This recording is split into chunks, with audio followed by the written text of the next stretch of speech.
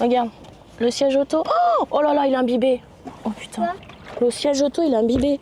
Je récupère les affaires de ma fille dans la voiture. Ce qui peut être sauvé. Regarde ton parapluie, ma fille. On se dit ça passe toujours à la télé, ça va jamais nous arriver. Bah en fait si, ici ça est arrivé quoi. Moi j'étais en train de travailler en réserve dans le magasin. Et d'un coup, je me suis retournée avec un de mes collègues et l'eau commençait à s'infiltrer dans la réserve. C'est bordel. Et ben c'était le présentoir du monsieur. Hein. Les courants étaient puissants quoi. Ça, les stands qui étaient dans la galerie, tout est parti, les portes, tout est parti. On s'est réfugié dans la salle de pause du magasin. Aïe aïe aïe. Oh, l'horreur. C'est pire que Toff. Regarde-moi ça.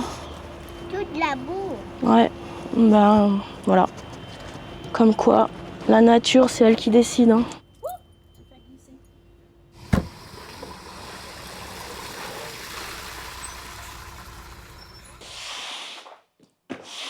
L'eau est arrivée jusqu'à mes genoux à peu près. Tout est inondé de vêtements. Ma voiture, regardez, c'est tout inondé. Du coup, en fait, avec les inondations, on essaye de tout rattraper parce que du coup, ça a tout été rempli d'eau, de terre. Ça, c'est tout foutu. Du coup, ils sont totalement morts. J'ai la rage, il est mouillé alors qu'il est beau. Regarde. Non, l'assurance, elle répond pas. Alors au niveau des pertes, c'est difficile de chiffrer, hein, mais on pense, voilà, les vêtements, il y en a au moins pour 100 000 €. 6 groupes de clim qui sont à l'extérieur, qui ont tous pris l'eau, ça fait déjà 30 000 €. On a un parquet qui a pris l'eau et qui est gondolé, donc c'est en bois massif, minimum 50 000 voire 100 000 €.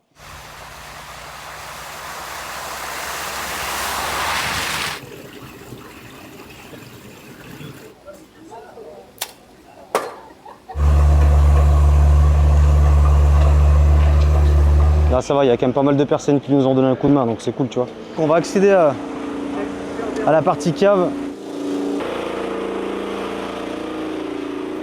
Là, il y a la moitié.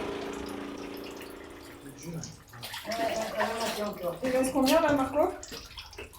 Là, il reste au moins les 3 quarts. Je sais pas si le tuyau est assez long. Eh ben sinon tu mets dans ma citerne. Là ils sont en train d'évacuer l'eau qu'il y a dans la cave.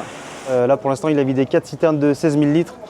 En sachant que ça a dû baisser de combien de centimètres Ça a baissé de 10 cm. 10 cm, ok.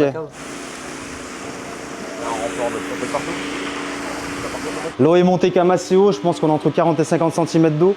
Donc on a tout évacué la boue, on a essayé de virer tout ce qui était à hauteur. Beaucoup de barquettes, produits qui servent à l'alimentation.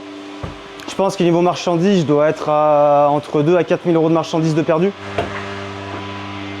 Là, on a le lave-vaisselle professionnel qui a été endommagé, vu qu'il y a quand même pas mal d'eau qui est rentrée dans le moteur. Donc ça, déjà, c'est HS. Du chorizo, mais j'en ai jeté quand même pas mal, parce que tout ce qui est frais, je préfère les jeter tout de suite. Bon, ça va tout finir à la poubelle. Tous les moteurs sont inondés par l'eau, d'où le bruit un peu assourdissant. Donc je pense qu'on a perdu quand même 90% du matériel utilisable. Si la vitrine est complètement HS, je pense qu'on parle d'un bon billet de 100 000 €. Ah ouais, non, c'est le bordel à mort là. Alors, enfin, si tu veux, vraiment le centre, quartier de la Bourrie, c'est complètement fermé. Mais là, c'est tout mort là. À mon avis, si c'est que les moteurs, je pense que je peux rouvrir dans un mois ou deux. En quelques heures, il va mettre en quelques heures d'eau, là, il va mettre des mois avant de s'en remettre. Et ça fait de la peine. Si on arrive à réouvrir d'ici la fin d'année ou début d'année, ce serait bien. Ouais. Le mois de décembre, c'est quand même le plus gros mois de l'année. En termes de chiffre d'affaires, en termes d'affluence, donc c'est vrai qu'on a beaucoup à perdre. Dans les hauteurs, dans les autres villes autour, c'est l'enfer. Là, c'est un gros coup dur.